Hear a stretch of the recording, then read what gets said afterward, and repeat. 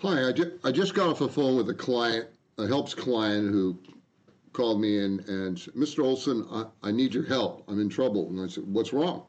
They said, well, someone stole my deed to my house. I need to get my house back. And I want to answer that question. My name's Eric Olson. I'm director of and attorney for 42 years of HELPS. What HELPS does is we represent lower income seniors who owe debt they can't afford to pay. In order to stop debt collector harassment, we also educate seniors on how they maintain their financial independence. And so, I've seen ads recently that kind of scare people into thinking that you need this company's service, else your deed to your house is going to be stolen from you and you're going to lose your home to someone. Okay. Nothing could be further from the truth than what these are. These are scammers. And I'd say it directly to their face who say this. And I'll explain why. Okay. So when you buy a home, okay, and you bought a home, it's in your name, and you've had title insurance, and this home is in your name, okay.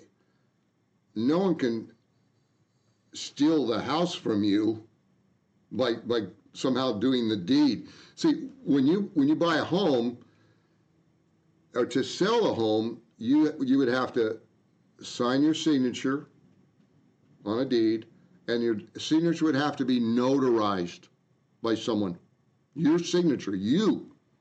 Now, not anyone can be a notary. You have to, there's certain qualifications to be a notary, and you have to pay a fee, and you have a little notary stamp.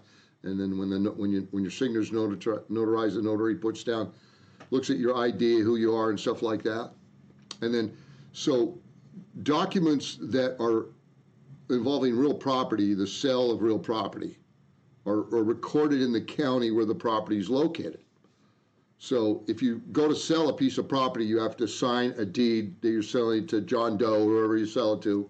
Your signature has to be notarized, and then that has to be taken down to the county and paid a fee, $35, $50, $75, whatever it is, recorded in the county property records. It's been that way almost forever. I've got documents at home from the 1600s. In other words, there's always been an official way to transfer property, and to make it safe, you have to have witnesses or a notary. Okay. Now, for someone, if you didn't sign the deed that was notarized, okay, then that's worthless. That person who got that doesn't own anything. It has to be, you would have had to sign it yourself and your signature notarized. So if someone forged your signature and it was notarized, it's meaningless unless you signed it yourself. Okay? And I don't, I've been practiced 42 years. I've never had one instance that I can remember in 40,000, 30,000 bankruptcies, dealing with people coming to me and saying, oh yeah, someone falsified a deed and forged someone's signature and boom. But if you look at some of these ads, it sounds like, well, wow, this is going to happen all day long.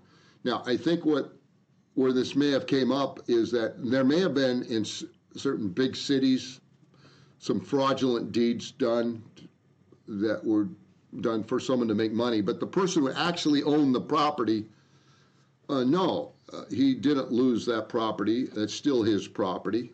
But for you to pay someone to try to, quote, protect you from this happening is going to be a waste of money. You don't need to do it, okay? The only way you're going to lose that property is if, don't make the payment, it gets foreclosed on, or if you voluntarily are going to sell the property, then your signature, notarized, and it goes to the person you sold the property to. And that's what I explained to her. And I guess she was worried about it. She went to find her deed, or supposedly a copy of it, and it was unstapled. And she said, oh, someone got into this and they sold my property, and she'd seen this advertisement on TV and was scared. Now, you don't hold the deed. The actual deed is recorded in the county records. And the actual copy is, do they keep the physical copy? I guess it depends on the county, but there's a record of it, a a photograph of it or some type of record so they know who owes it. So when you buy a piece of property, normally, and it's a good practice, is you get title insurance. Okay, what does that mean? That means there's a title company. Part of the price you purchase for the property might be a couple $100 based on the value of the property you buy. It could be more, but it's not a huge amount of money compared to the price of the house.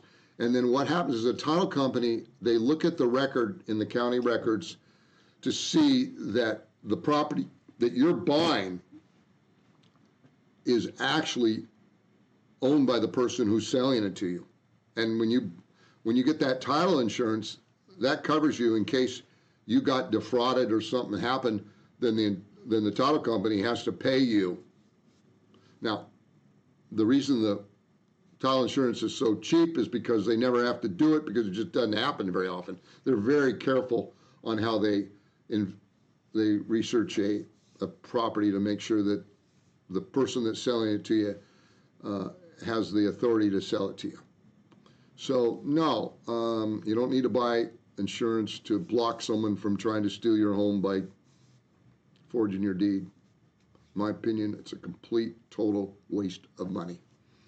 So this is Eric Olson, and if you have any other questions, look at our other YouTube videos. We appreciate it if you like this video, if you like it, or if you're not getting our videos, you can subscribe to our channel. We have a YouTube live session on Tuesdays and Thursdays at 10 o'clock Pacific, 11 Mountain, 12 Central, and 1 o'clock Eastern Time, where we talk with seniors and answer questions and go over current matters for seniors struggling financially. And you have a great day.